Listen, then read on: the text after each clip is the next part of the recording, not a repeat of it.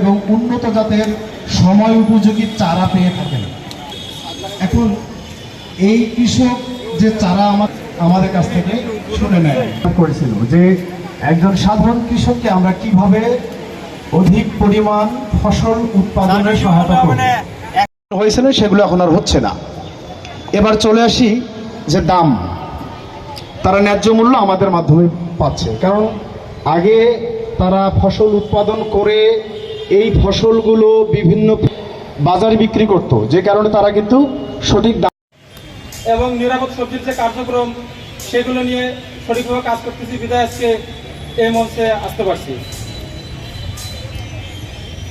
আমরা কৃষকদের মাঝে নিরাপদ সবজি উৎপাদন করতে একটু হিমশিম খাই, যার কারণে সাউথ বাংলাদেশের মাধ্যমে আমাদের নিরাপদ সবজির যে ট্রেনিংগুলো হয় সেখানে আমরা কৃষকদেরকে গ্রুপ ওয়ারি কিছু কাজের মাধ্যমে দেখা গেল যে নিরাপদ সবজিটা উৎপাদন করতে আমাদের কিছুটা খরচ কমে যায়।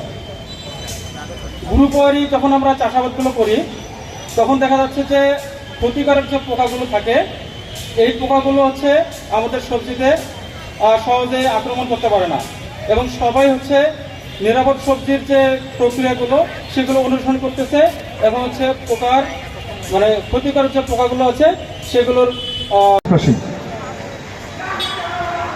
তাহলে অ্যাগ্রো ইকোলজির ধাপগুলো আমি সংক্ষেপে বলি। সেটা হলো যে প্রথমেই আমরা তাদেরকে সয়েল টেস্ট করানোর জন্য বলি, কৃষকদেরকে বলি যে আপনাকে সয়েল টেস্ট করাতে হবে। এখানে আমাদের লালবাগের মৃত্তিকা গবেষণা কেন্দ্রে সয়েল টেস্ট করানো হয়। আমরা কৃষকদের কাছ থেকে নিয়ম অনুযায়ী মাটির সংগ্রহ করাই নিই এবং সেগুলো পাঠাই মৃত্তিকা গবেষণা কেন্দ্রে, এবং আমরা পাঠিয়েছি। এখন পর্যন্ত এটা প্রসেসিংয়ের মধ্যে রয়েছে। পরবর্তীতে তাদেরকে আমরা রোগমুক্ত সুস্থ সবল উন্নত জাতের সময়োপযোগী চারা সরবরাহ করি। এবং আপনাদেরকে একটা বিষয় বলি যে বাংলাদেশে শতভাগ গুড এগ্রিকালচার প্র্যাকটিস করার সময় হয়তো বা এখন পর্যন্ত আসেনি, তবে আমরা চেষ্টায় রয়েছি।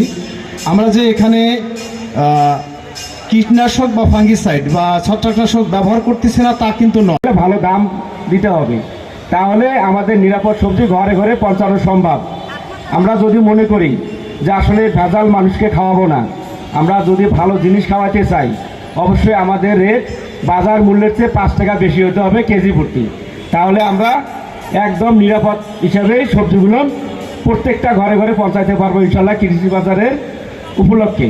আমরা যদি এই বিষয়গুলো লক্ষ্য রাখি যে আমরা কেন ভেজাল খাবো, তাহলে আমরা এটা ব্র্যান্ডিং হিসাবে আমরা প্রতি কেজিতে 5 টাকা বেশি নিলে আমার মনে হয় যে সকল ভোক্তা কিনবে, আমার মনে হয় 5 টাকা বেশি হলেও কিনবে, কেননা এখানে আমরা ভালো জিনিস পাচ্ছি।